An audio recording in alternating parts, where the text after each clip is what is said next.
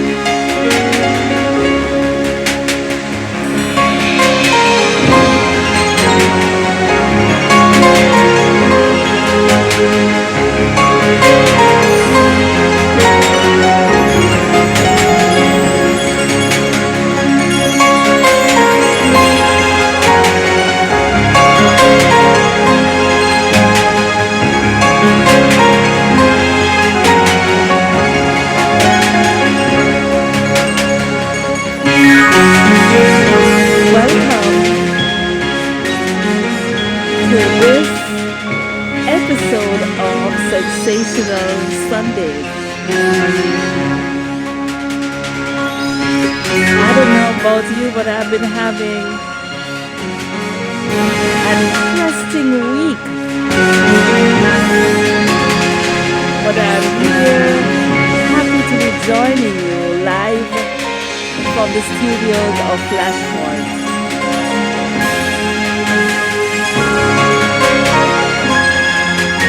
We are discussing some serious things today,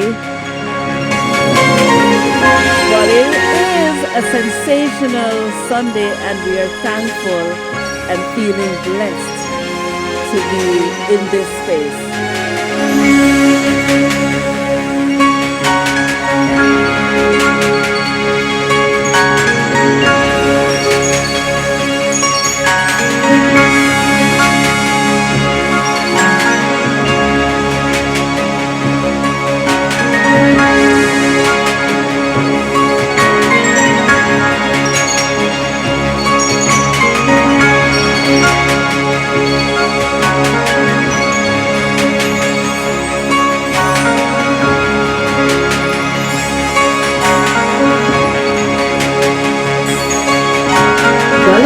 To another episode of Sensational Sunday.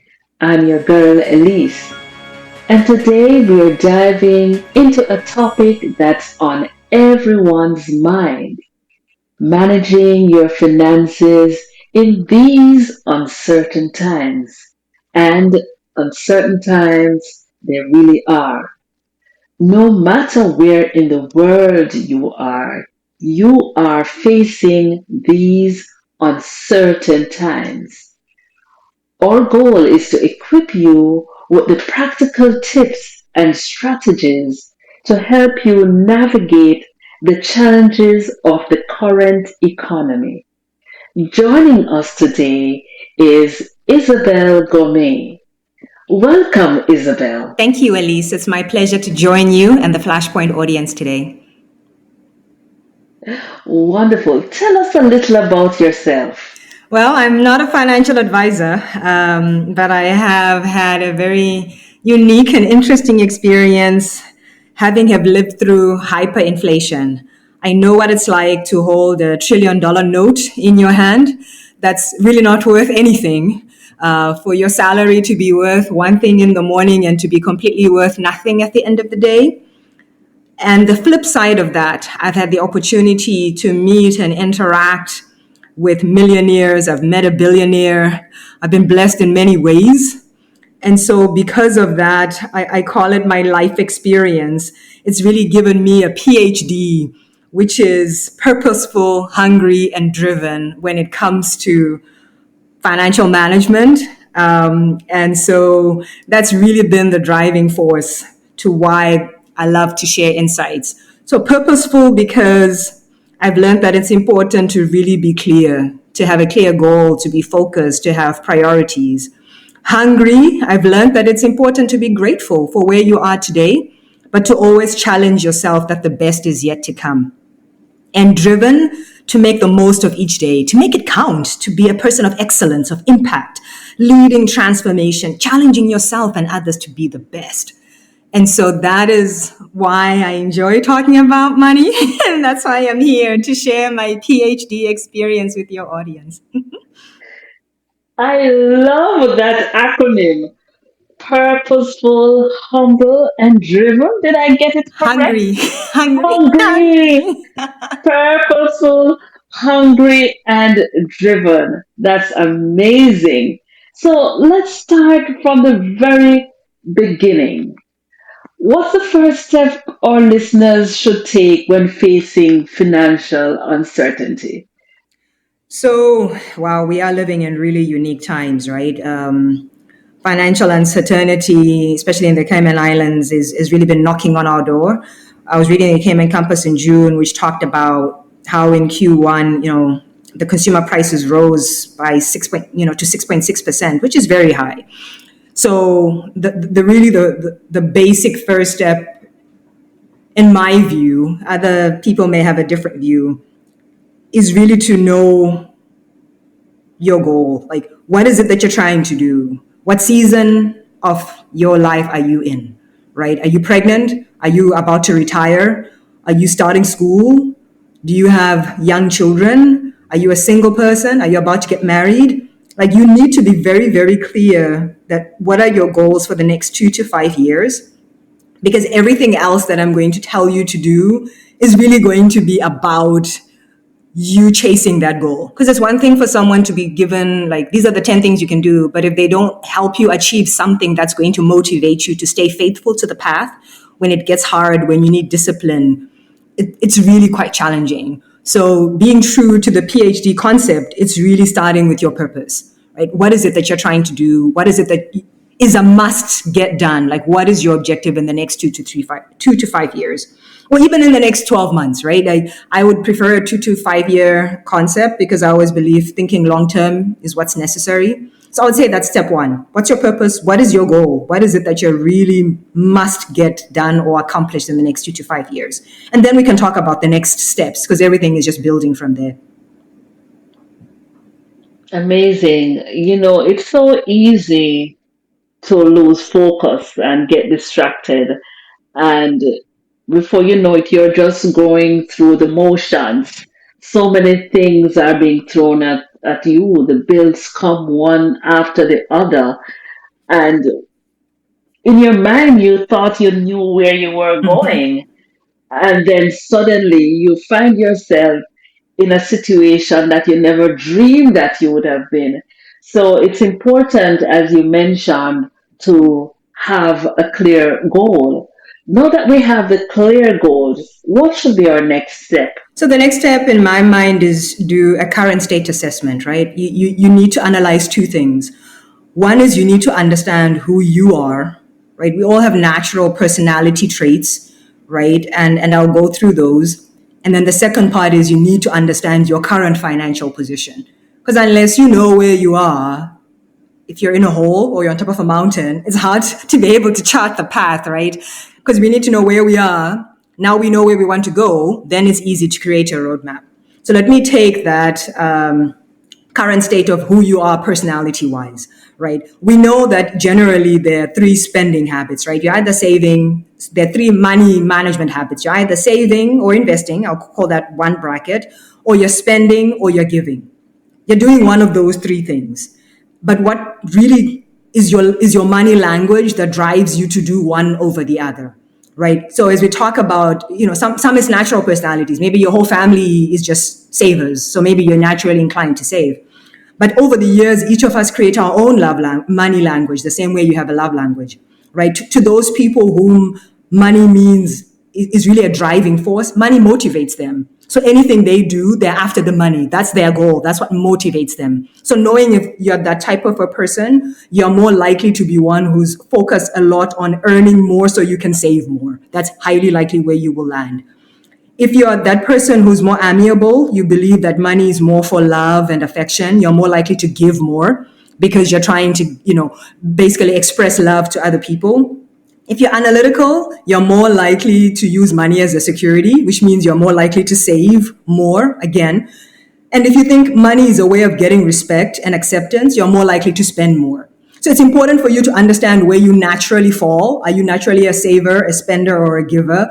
Because in our plan, we have to safeguard being too extreme in one. Like, you can't be a person who just gives everything. You'll have nothing. You can't be a person who spends everything. You have nothing. But you also don't want to be the person who saves everything, because then you're not living in balance, right? So knowing that your personality, natural inclination is going to be important, because when we move now to the strategies, we will increase our strategies in the other areas based on where we are more naturally weak and where we are naturally strong. So that's our state assessment. So I'll look at myself and say, hey, I'm a natural saver. That's good for me to know. Then the second part now is for me to actually look at to create essentially, you can call it your net worth statement or your position of where you are. So you want to look at all of your assets, everything you own, all of your investments, everything you have, your cash, your assets, all of that. You put that on one side. You take all of your debts. What do you owe on the other side? And then you put a total on both sides. What that will show you is everything that you have. Are you currently in the negative based on the debts you have, or are you in the positive, or are you breaking even? It'll just help you to pull together everything. So if you owe someone $5, $200, whatever, you want that all in there. If you're expecting cash to come in future, let's not count that. We just want to know at this point, where are we? Where do we stand? So our current state assessment or your net worth statement is really important for you. This is the same thing that the bank would ask you before you borrow money from them, right? The same thing an investment advisor would ask you before you invest. They will say to you, what assets do you have? Do you own any land? Do you have any property?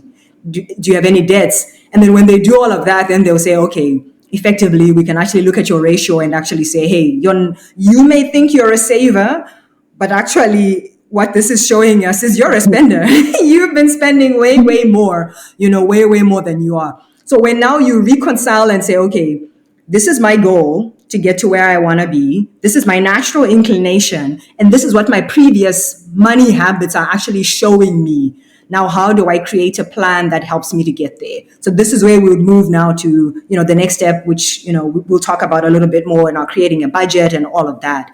But having that big picture is absolutely critical. And I don't know how many of us want to see that picture to begin with, because it is quite scary. It is quite scary to look through and say, hey, maybe I had this asset, but now that asset has dropped in price so much, it's not worth anything.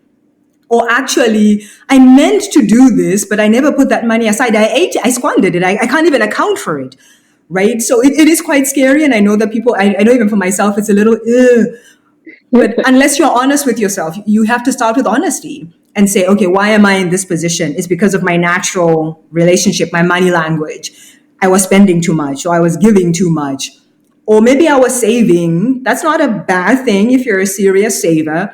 Now it just means when we do our budgets and everything else, we just need to balance out the other two dimensions that maybe you were neglecting. So there is no point in burying our heads in the sand. You know, sometimes the phrase comes to my mind, ignorance is bliss. However, in this case, you might find yourself in a serious situation not too far from now if we don't analyze where you are. It's almost as if you go to get health care, and instead of finding what your true physical condition is, instead of finding what is happening with your health, you just go on and practice the same lifestyle, which will result in illness, Spot on. in sickness. Yeah. So, listeners, I know it's sometimes difficult to look in the mirror. I know it's sometimes difficult to actually analyze your true situation and just face it head on. But unless we do that, then we will have more major problems down the line, because the financial situation now, the economy, I don't know where you are living, where you're listening from, but as it is now in Cayman, the cost of living has gone way high. So you may say, okay, I used to save, but I'm no longer able to save because now I have to be spending more for food.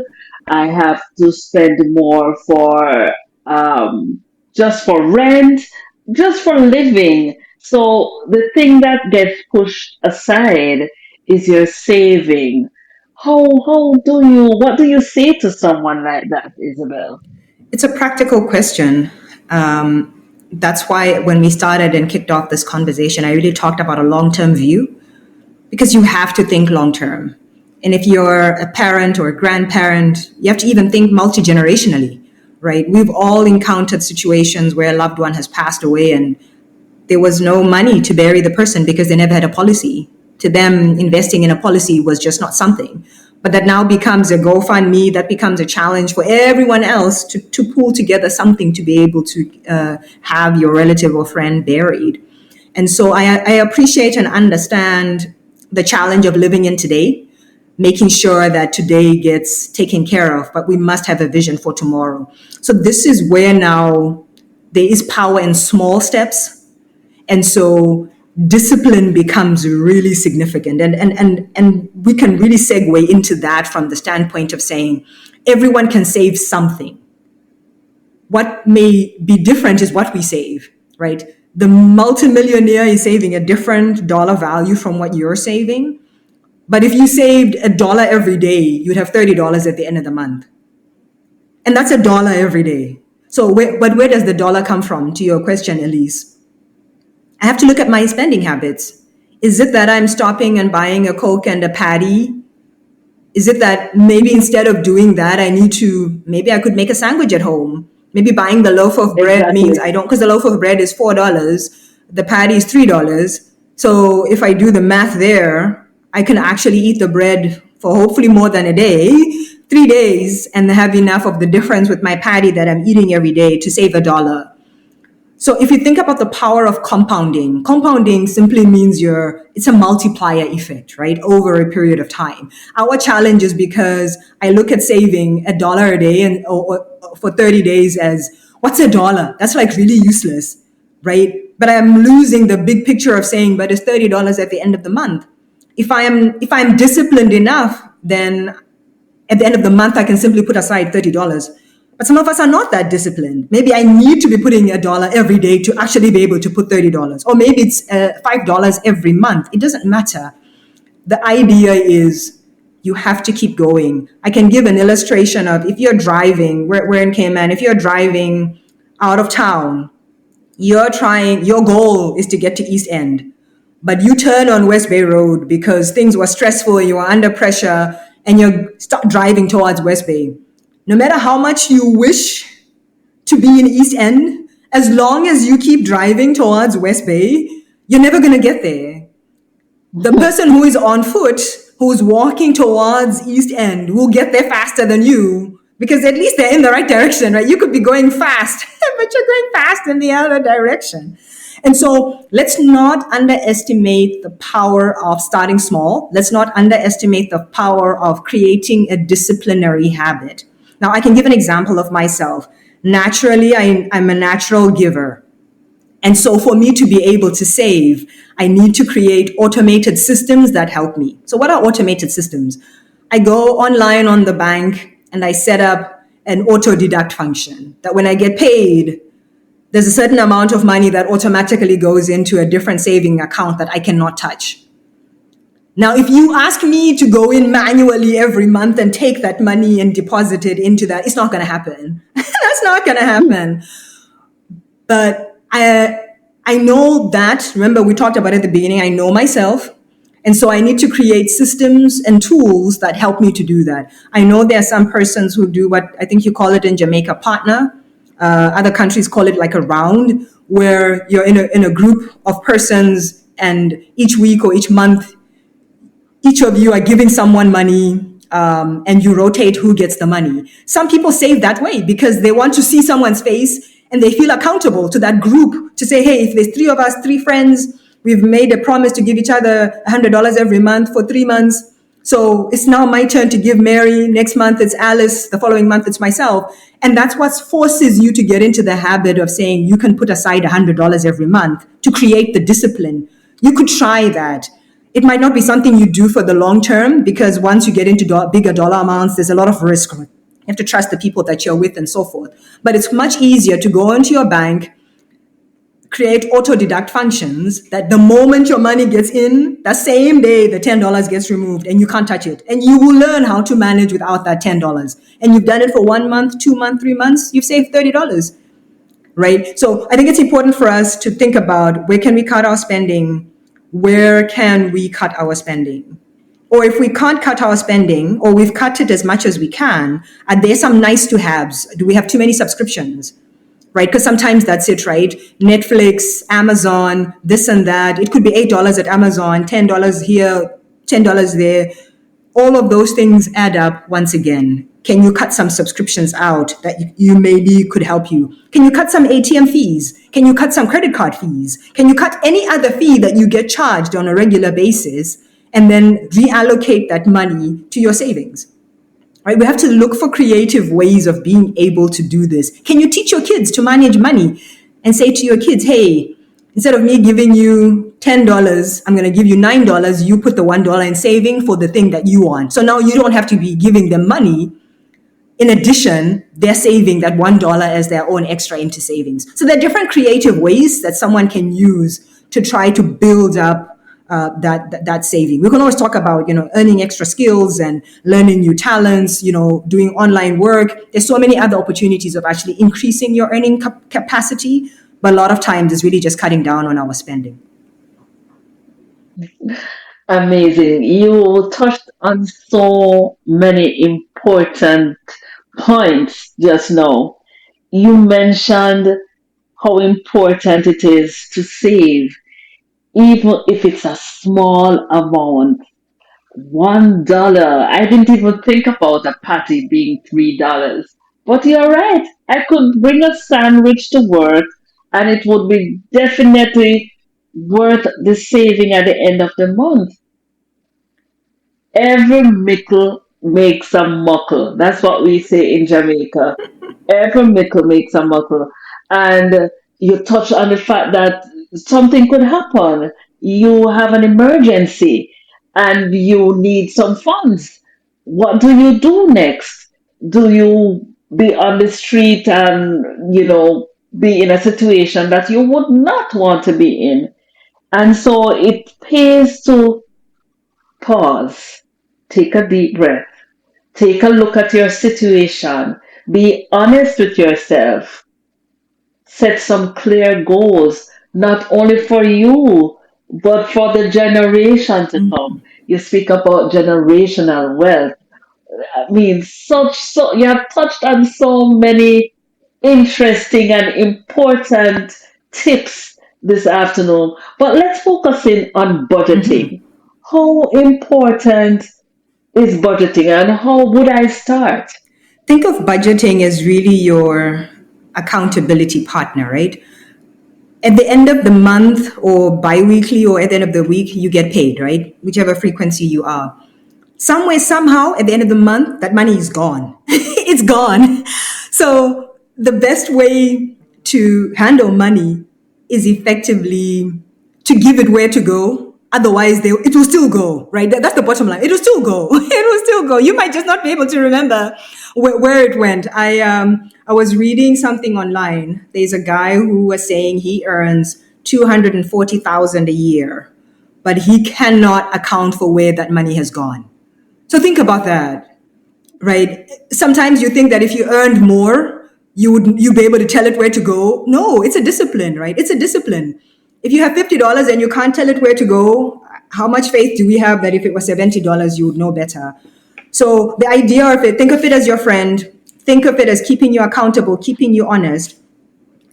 And it's also coming back to being able to say, what is the truth about where I am? What really, really matters? So taking your budget is really in three categories or three things. It's a three-step process. You want to write it down. That's the first thing.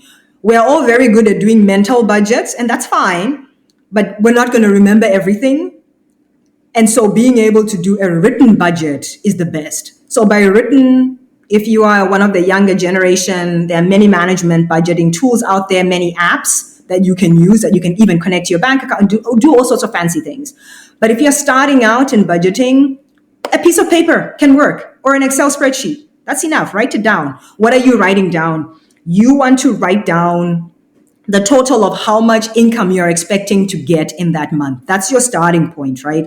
What is it that you're expecting to get? This is your known money. Okay, $10 is what I'm expecting to get. That's fine. Then the next thing I need to talk about are what are my must do's? What are my obligations? So I must return tithe. For those of us who are Christians, that's 10% that goes to God. You need to live somewhere. So it's either your mortgage or your rent. You need to eat some food, right? What's your food budget? You need electricity, internet, water, all of those basic must do's. And then you need to put also your obligation. So you borrowed $5 from Elise, you need to give her back $2 this month, you put that there. Anyone that you owe, or whatever obligations you have that you owe, you put that there. If you're planning a trip, or you're planning to do something, you've got a project. Remember, we said you've got your 2 to 5 year goal, right? You've got your trip to Panama because Cayman Airways now has a discount, or whatever. You put that all there. Then what you want to do is to total what you're saying you want to spend, right? In all of those categories, right? So you're saving, you're investing, you're giving. What is that dollar value? And now let's subtract it from how much we said we're going to earn this month. So after we put together our tithe, our this, your rent, all of that, if all of those come to $12, but I'm expecting $10, I'm already over, right? I'm already overspent. My budget is not balanced. If I'm under, it means some money hasn't been allocated anywhere. The ideal is every money should be given where to go. So if it's $10 that's coming in, we fully allocated the $10. So everything that we're putting down in our budget as the activities that need to be done that month should align to the $10. Now, once you've done that, or even if you do it and it's over or under, what I like to do afterwards is to group the things into, this is saving.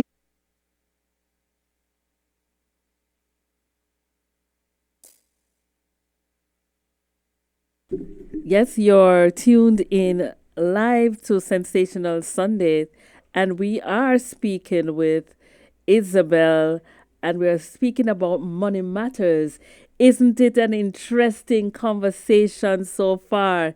Indeed, there's so much for us to learn, so much that we need to do. When we get the small amount of money, we can still be able to stretch it and let it count.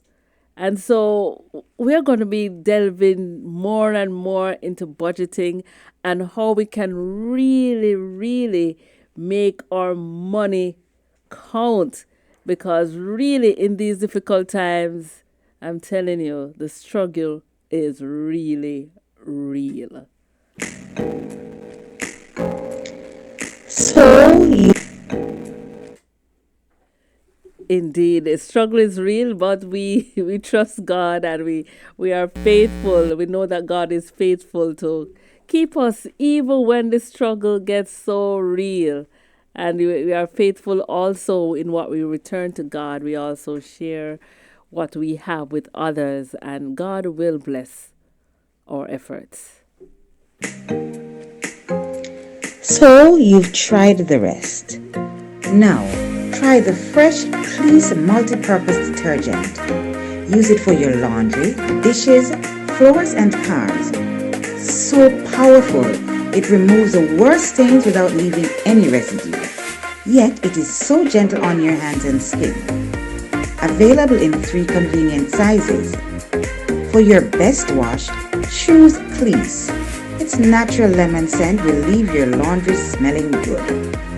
Call 345-326-3726. Please, as good as it gets.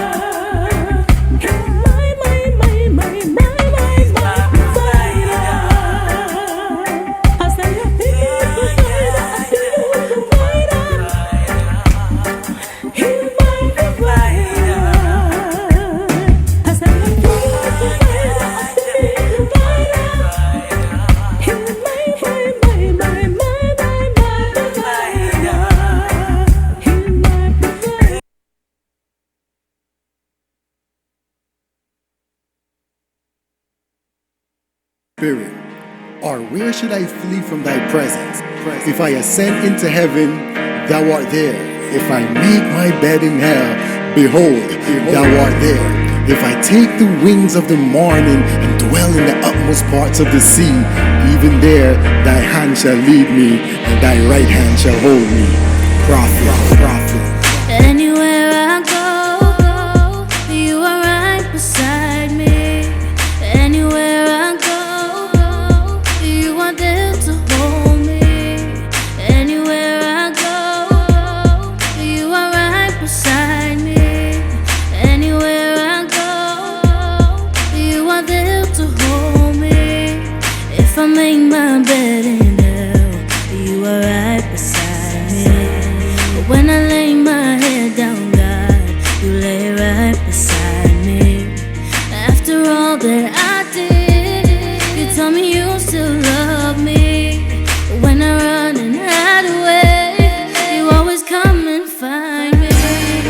Anywhere I go, you are right beside me. Anywhere I go, you are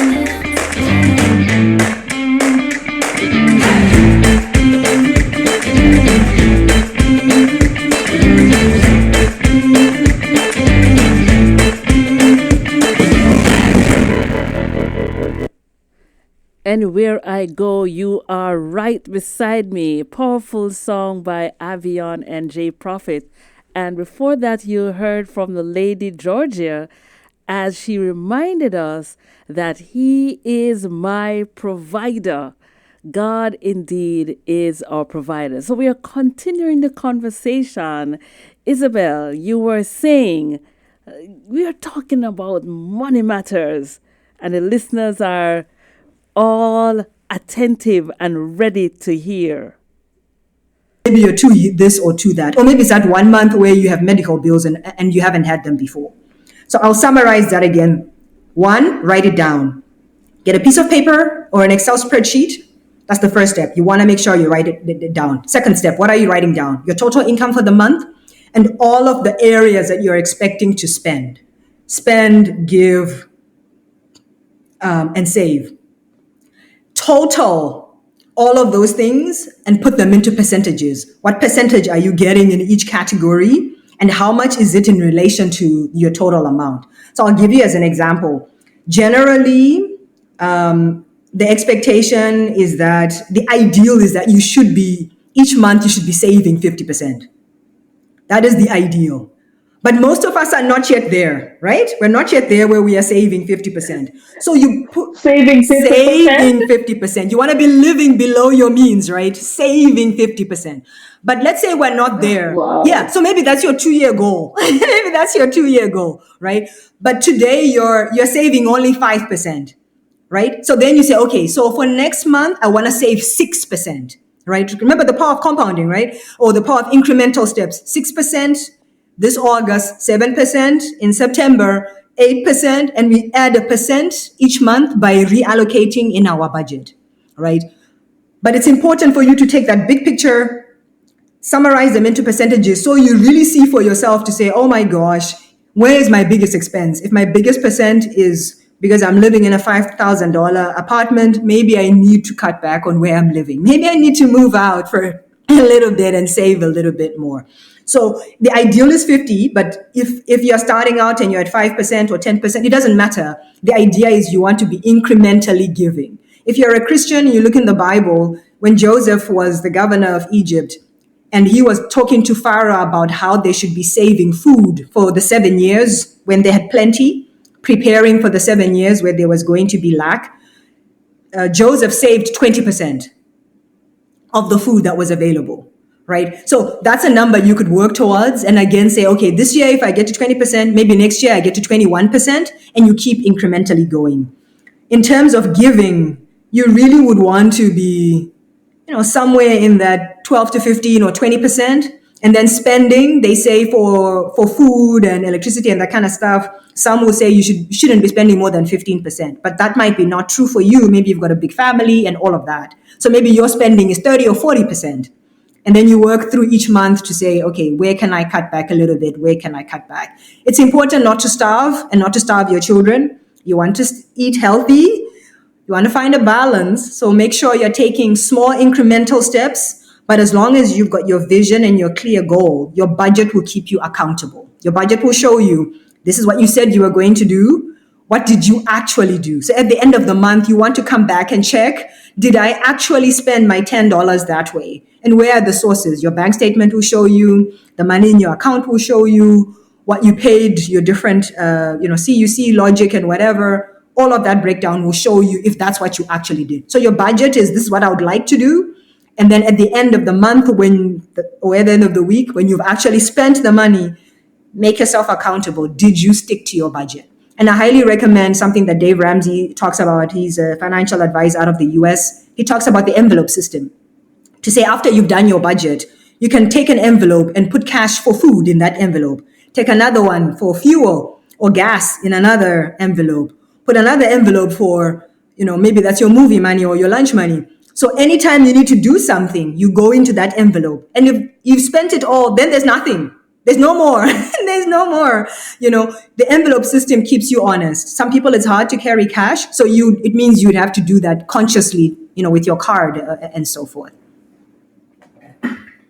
Amazing. I like the idea of telling the money where to go because I can identify with wondering at the end of the month, where did the money go? If you don't tell it to go somewhere, it will definitely find somewhere to go, and you will wonder, where did the money go?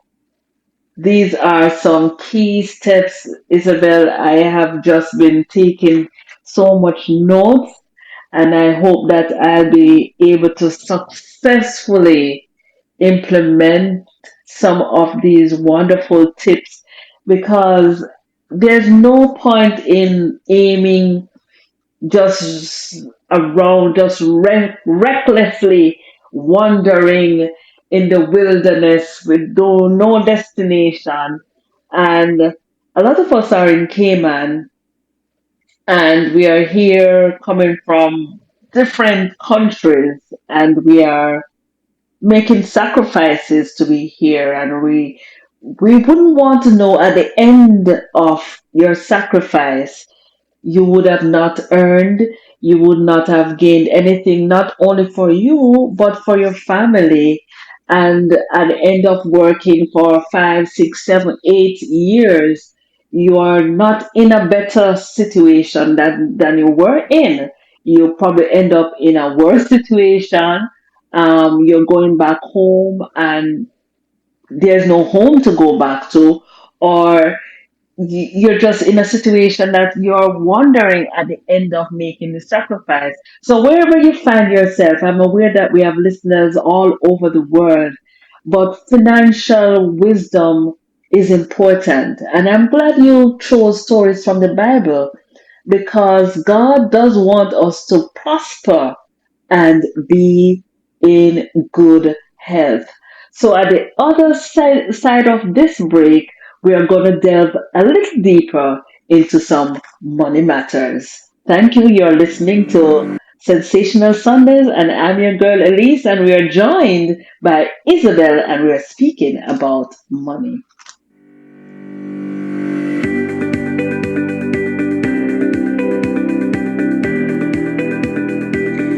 When you need ultrasound that's safe and effective, you must visit Asai Ultrasound Imaging.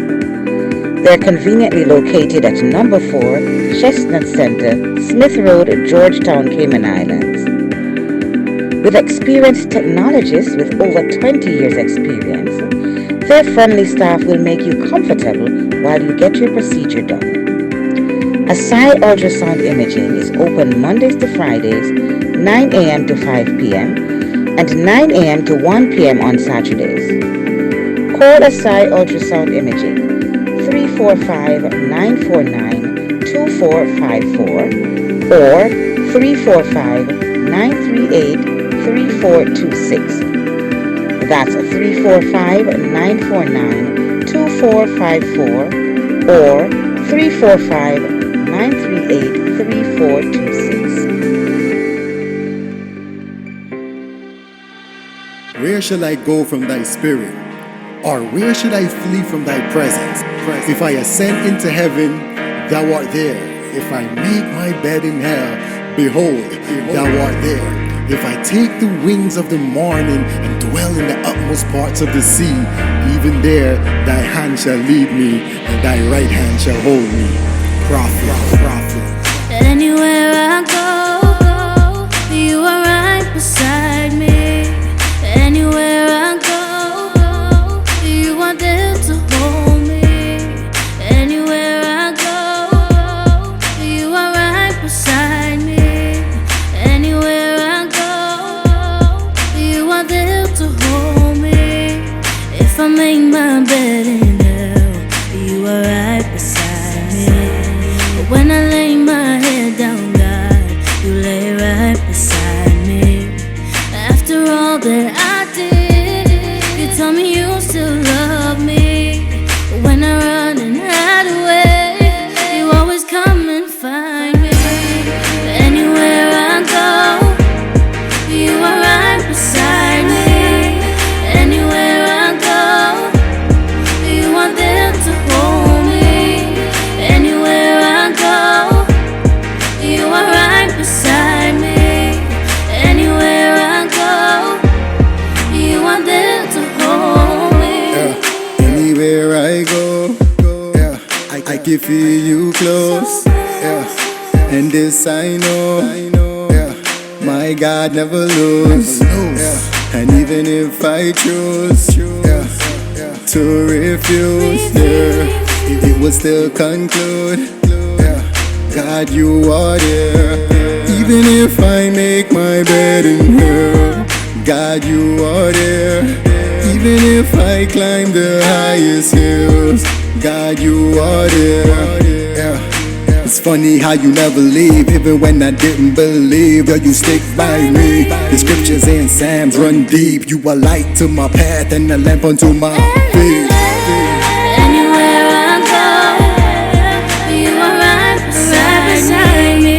Anywhere I go, you are there to hold me. Anywhere I go, you are right beside me. Anywhere I go, you are there to hold me. Anywhere I go, anywhere I go, you are there to hold me. Avion. J Prophet. Anywhere.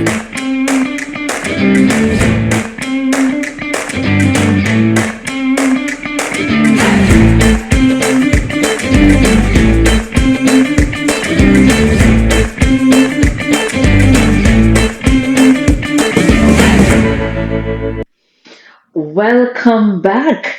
You are joining us on Sensational Sundays. I'm your girl Elise, and we are speaking about what everybody wants and what everybody wants a lot of, and that's money. Isabella has been giving us a vast amount of really relevant information and advice. She reminds us she has a PhD, and you know what this PhD means? She's purposeful, hungry, and driven, and that's the best PhD one could ever have. So we were speaking earlier about the importance of budgeting. Speak to us on the importance of having an emergency fund.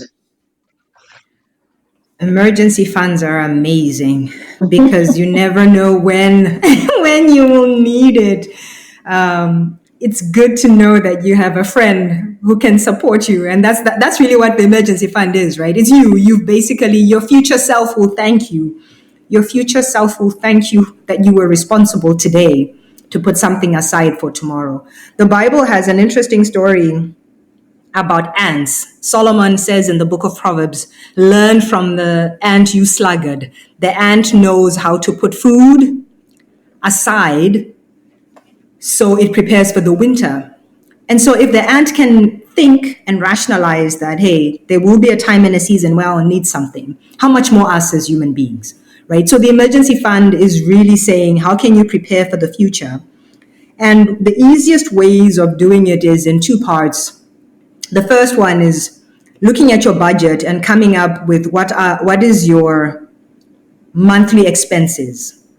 Once you know what that dollar value is, let's say it's $2, then you want to create an emergency funds that is the first emergency fund you want is 1 to 3 months worth of your expenses. So if we said your expenses in 1 month is $2, then the dollar value we're aiming for is 2 times 3, which is $6. So that's the first emergency fund you want to create. Once you've created that, then you want to extend that to 6 months. So then you're looking at 6 times 2, $12. Now, when we had COVID, a lot of companies and institutions failed to really pay their employees for periods that extended beyond 3 months. Some were even failing to do that for 2 months where the person couldn't work remotely. So you know that at least 3 months is not an impractical amount. But let's be realistic, that $2 probably doesn't include someone being sick or someone having to travel or this, that, and the other. So really the 3 to 6 months is a better measure for an emergency fund. So that's really what we would recommend. Look at your expenses, average them out, and then put that. Now, where do you want to put that money? You want to keep it in cash if you can. Again, it depends on your discipline, right? If you're not a disciplined person, then you want to put it into maybe a term deposit or something that is easily, any vehicle that you can easily liquidate. It's not about earning a high interest. That's not the goal here. The goal here is to be able to have cash or an investment that can easily be liquidated into cash if you need it. Now, I'll go a step further to say some financial advisors say if you're planning to buy a house, you can even think about putting aside 12 months worth of mortgage payments or 6 months worth of mortgage payments aside to help you in the event that something happens. So you can think of your emergency fund in those ways, but the easiest one, 3 to 6 months worth of expenses, put that in a cash account or put that into a low risk investment account that can be easily liquidated so you can get the money if you need it. I can't emphasize that enough because I believe COVID, our experience with COVID would have taught us that so many of us were some without jobs and some without getting their salaries for an extended time. And it's almost like the story in the Bible of the virgins that required extra oil and there was none, right? It's so important. The emergency fund too. If you get sick tomorrow, if something happens, exactly what it's called, an emergency fund. It's that cushion, that helps you in time because life is filled with uncertainty. We are here today and everything seems peachy and everything seems good. And then the next second, things change. You have to go to Jamaica, you have to go back home, you have to do something. And you will not want to find yourself in a situation where you're unable to take care of yourself if an emergency happens. So, again, that is a powerful, powerful tool, the importance of your emergency funds. Now, Isabel, I want to share with the listeners who are here. Just summarize for us in some practical steps what we need to do now to just to live in a wise way, in a financially wise way. How do we survive what's happening with our constantly increasing bills? We are paying more at the gas station, we are paying more for our utilities, we are paying more for rent, and we are still needing to save and we're still needing to take care of ourselves and our families. These are practical things that we need to do. Just summarize for us how we should master these steps during these times. Absolutely. And because we've gone into them to some extent already, it's good to take a refresh at a higher level. So first is really have your goals. Be really clear what you're aiming for. Because the more clear you are about where you want to go, it's easier for you to create your budget, which becomes the next step, and stick to it. It takes a lot of discipline, but it's really important to be able to achieve your goal. The Bible says we are lenders, we are not borrowers. So many of us are not living in obedience with that because our expenditure and our borrowings are higher than they should be. So the budget will help us to keep us honest, keep us accountable. The budget will also remind us that we need to give to God what belongs to God. I believe the first and most important step in financial management is returning the tithe. That 10% is very important because it belongs to God. And then the rest of the 90% now, we're working to create that emergency fund. We're paying ourselves first. That's really what it is. It's a protection for us if something happens.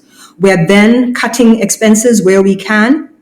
We're then reducing our debt where we can, or at least creating a plan that will allow us over a period of time to be able to do that. So creating and having a long-term view is absolutely critical. You can't have financial freedom or really be financially independent without taking a long-term view. You can't eat everything today. Even the Bible says a fool spends everything he has. And so a long-term view, which means you're putting yourself free from trying to keep up with the Jones, from overspending, really living within your means. So if you don't remember anything else we've said, have a clear goal, create a budget, be disciplined, and at the end of the day, you will get to your goal. Spending, saving, giving in a balanced way.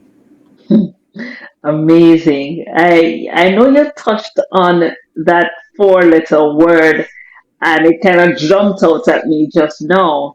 And many people are concerned about their debt, right? How Mhm. can they manage their debts effectively? Because debts are a fact of life. It's a challenging and interesting question. It depends with you, and I'll give you different methods because without knowing someone's specific scenario, one approach may be better than the other. And again, I'm not a financial advisor. I'm simply just advising you from my experience.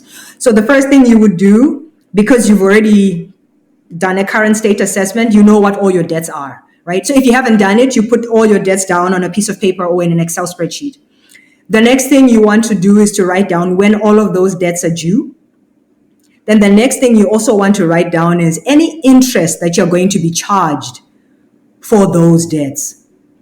There are different financial advisors who say, some will say the debt that you have the highest percentage of interest is the one you should clear first, and you should work towards clearing that. Typically, that is your credit card, because normally credit cards are like 18, 20 or more percent, which is very, very high. So you want as far as possible to be able to pay off your credit card, then you can cut out that 20%. But of course, different individuals could have other debts that could even be a higher interest percentage. Other financial advisors say, hey, sometimes the credit card debt is in the thousands, and it might become very discouraging because it will take too long based on how much money you have. So maybe start with your smallest debt. You pay that off this month. The next month you double the payment on the next sized debt. And then each time you close one small debt, you take that same money and apply it to another one. They call that a snowball effect, right? Where essentially if you have a $10 debt, a $20 debt, and a $30 debt, you pay the $10 first, and then next month you use that $10 to add to pay off the 20. Then the next month you're taking the $20 and the $10 to help you pay off the 30. So those are two different approaches in how you could do that. If you have debt that you owe a person, I think it's very important to be transparent with the person who owes you, because sometimes what you owe, because sometimes people, especially in the church, it's unfortunate, but people will borrow from other church members and then they never talk to you ever again, right? Whereas it's different if I come and say, hey, Elise, I really borrowed this $10 from you, and I want to be able to pay it, but realistically, I can pay you $1 a month for the next 10 months. Elise will say, no, that's not practical. I need that money to eat. I say, okay, I could do my best and I can pay you $1.50 a month. And then I stick to that $1.50, right? And then each month, at least you're honest and you're transparent. The other thing that you could do when it comes to debt is to look what you have in your house. Most of us have something that we can sell. Honestly, there's probably an extra chair, a tablet, a phone, a something in your house that you probably don't need that much. You could actually go and sell that, right? So that you can use that money to help you pay off debt.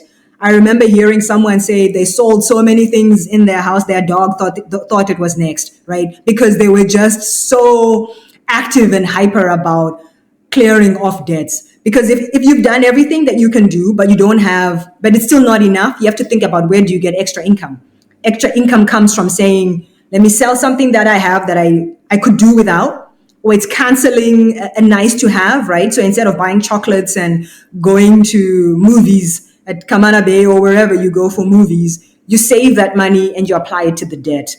Sometimes it also means maybe instead of having 5-star meals, you go down to a 3-star meal. You're still eating, but you're using the difference to pay off to the debt. If you do all of that and that fails, then you really need to think about what skills and talent do you have that you can monetize. There has to be some other way that you can earn extra income, right? So is it that you can bake? Can you clean? Can you sew? People are making money off of YouTube making videos about how to sew, how to clean, how to cook, how to do all of this, and you start to get online income. Or you can look for other online tutoring. Some people want to learn English. Some people want to learn Spanish or French. Maybe you know how to swim and you can teach people how to do that. It's then looking at how do you increase your income capacity. If you're at a job where you can work extra hours, you want to work the extra hours, and then you take all of the extra hour income straight to your debt. Don't put it into anything else, straight into your debt. After, of course, you've given your tithe. If you're at a job where there's opportunity for a promotion, then you want to look at what's required for a promotion and basically maximizing on it. So it's really looking at saying, can I cut back on any spending and assign that money to my debt? Or two, is there any way that I can earn extra income? Is it by selling, something that I have? Is it maybe downgrading the car that I have or downgrading something else that I have so that I can sell that thing and use that money towards this debt? Or is it the third part of saying, after I've done everything I can, let me go and renegotiate my repayment terms with the bank or with my friend or my cousin or whoever I owe money to? It's really important that we are transparent and honest when it comes to things like that, and we maintain good relationships. Thank you so much. I am listening carefully, and I meant to ask you my very next question was how we could maximize our income. What could we do to earn more? And you touched on it several. If you have a skill, I'm trying to think what I could perhaps do as a skill to earn some extra money, or sell stuff. We have sometimes more than what we need. Mm-hmm. And in Cayman we have EK Trade and we have Facebook Marketplace. Mm-hmm. You have options that you can sell a few things. Let's be a little bit innovative and try to earn some more so that we can navigate these difficult times, and we stay focused and have faith in God also as we try to survive in these difficult times. Thank you, Isabel. It has been a wonderful, wonderful, wonderful presentation so far. And I must caution the listeners too, as I think about financial wisdom, about schemes, money, quick cash making schemes. Be very careful too of schemes. I've heard of a few in recent times that have kind of come up and Mm-hmm. died down, where you would have a vast return on your money. If it's not Mm-hmm. legitimate, then it's not something that you want to try and invest in. Yeah, investment is all about risk management, right? High risk, moderate risk, low risk. If something sounds, as we would normally say, too good to be Too true, good to be it true. normally lands in the high risk bucket. And you don't want to put your entire saving and your entire life money in a high risk investment. So it is important to really think about how much risk are you willing to take. And to be honest, most persons who don't have an emergency fund shouldn't be going into high risk investments. Because if you lose what you have in your hand, that's all you have in your hand, right? And so a bird in hand is better always than two in the bush. Thank you. Wise words. As we wrap up, what's your final piece of advice for our listeners facing financial challenges right now? It's possible. I truly believe that financial freedom is possible, which is really living free from the consumer culture and really being able to define for yourself what your goals are and really being able to focus on it to be able to live the life you want. We all have a legacy. We all want generations after us to look back and say, hey, if it wasn't for Grandma Elise, if it wasn't for great grandma, great grandma, generational wealth, right? Generational wealth. Many of the companies we know today are generations in existence. But many of the companies that we know today are also people like you and me who started as first generation wealth creators. And so we are living in an exciting time where we have the opportunity to start afresh. If you have breath in you, the Bible says his mercies are new every morning. So you can start afresh. But starting afresh means also being honest with yourself. Do that current state assessment, create a roadmap of how to get you out of that debt or out of that position you're in, get accountability partners, go and see a financial advisor. Go there every year, go and see those persons because it's a money checkup, right? They'll tell you what you're doing good and they'll tell you where you can improve. And there will always be different ways that you can improve, but some of them require a lot of discipline. Some of them take time because you didn't get into the hole overnight. You're not going to get out overnight. It's going to take some time. So I really want to encourage all listeners, everyone in the audience, hey, we are all made to be purposeful. We all have a purpose. We all have an impact that we can make. Let's be hungry. Let's be grateful for where we are today. But let's remember to always be relentless and want a better tomorrow. Let's be driven. Let's make each day count. We're people of excellence. Let's make an impact. Let's make a transformation. Let's do things that go beyond just us. Let's impact our neighbors. There are orphans, there are widows, there are the vulnerable, people who surround us. There are churches that need to be built and missionaries who need to be funded. At the end of the day, we can all live a PhD style life. Purposeful, hungry, and driven. Amazing. Thank you so much, Isabel, for sharing your expertise and guiding us through these practical steps. To our listeners, remember, you're not alone in these challenging times. By implementing these tips, you're taking control of your financial well being. That concludes this episode of Sensational Sunday. I'm your girl, Elise, and I hope you found this episode helpful. Be sure to share the link, subscribe, and stay connected. And remember, peace and love all the time. Have yourself a wonderful, wonderful day. Thank you, Izzy. It was my pleasure, Elise, and have a great day, everyone. Give thanks. Sing it. Every day. Realest thing here in our world, brother. We give thanks. For real. You spend all that money on your watch. How much time you spend with your son? So much money in the club. How much you spend with the ones you love? The simple things are your blessings. Simple things, them are your blessings, a blessing. Simple things are your blessing. And you don't notice your blessings. You pick it with the shoes by your feet. Now pick and choose the friends where you keep. You now watch where you eat. When last you get a good sleep. The simple things are your blessings. Simple things are your blessing, your blessing. Simple things are your blessing. You're listening to Flashpoint. Simplicity we use to survive. Many find it difficult because they're ignorant and naive. In the mix. Back to back, beat to beat. Come on, DJ. Hit me with another track. every day. Realest thing here in our world, brother. We give thanks. For real. You spend all that money on your watch. How much time you spend with your son? So much money in the club. How much you spend with the ones you love? The simple things are your blessings. Simple things, them are your blessings, your blessing. Simple things are your blessing. And you don't notice your blessings. You pick it with the shoes by your feet. Now pick and choose the friends where you keep. You now watch where you eat. When last you get a good sleep. The simple things are your blessings. Simple things are your blessing, your blessing. Simple things are your blessing. You better notice your blessing. Sing it. Simplicity we use to survive. Many find it difficult because them ignorant and I. One alone they get in, I go live another life. Telling them again but I know in another device. Life, no get chance too often. Cut out some of the sadness and invest in a laughing. Time you take a stress, lifetime passing. Tell them say you love them for you see them in a coffin.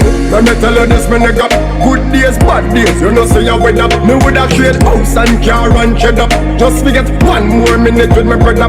So you get up, spend time together. Cherish every second of the day when you're there up. Gotta tell you, I had a close one yesterday. You put an angel over the simple things are your blessings. Simple things, them are your blessings, your blessings. Simple things are your blessing. And you don't notice your blessings. So you've tried the rest. Now, try the fresh, Please multi-purpose detergent. Use it for your laundry, dishes, floors, and cars. So powerful, it removes the worst stains without leaving any residue. Yet it is so gentle on your hands and skin. Available in 3 convenient sizes. For your best wash, choose Please. Its natural lemon scent will leave your laundry smelling good. Call 345-326-3726. Please, as good as it gets.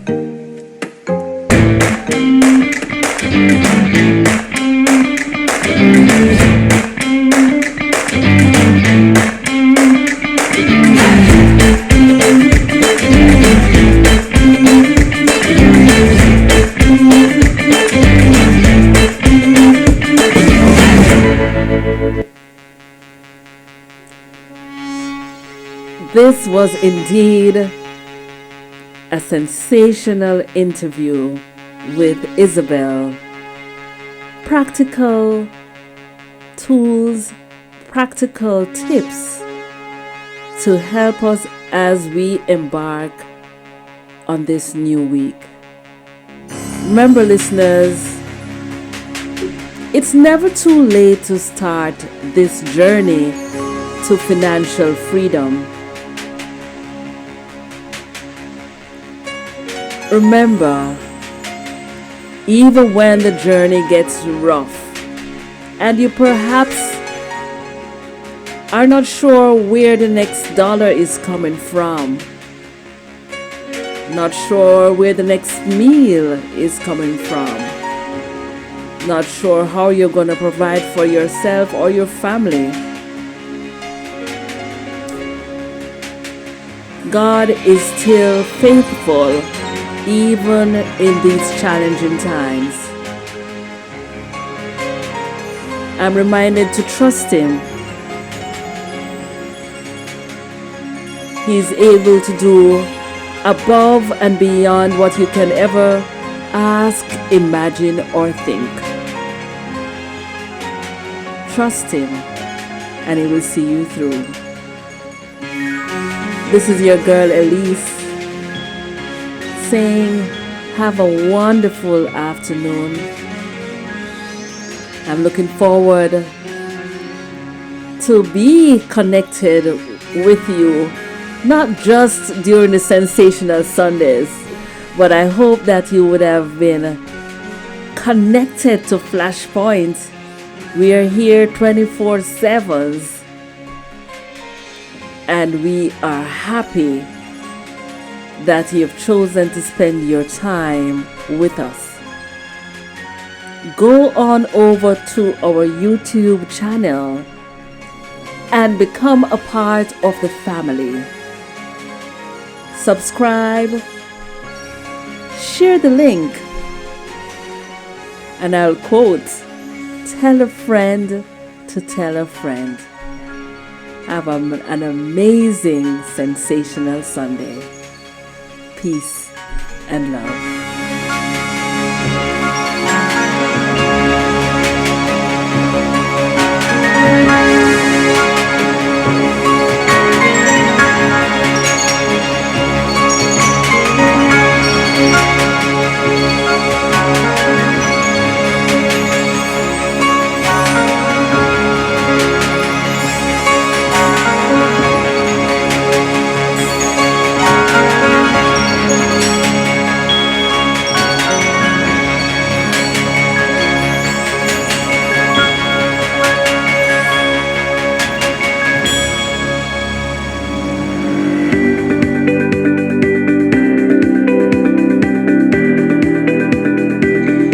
When you need ultrasound that's safe and effective, you must visit Asai Ultrasound Imaging. They're conveniently located at number 4 Chestnut Center, Smith Road, Georgetown, Cayman Islands.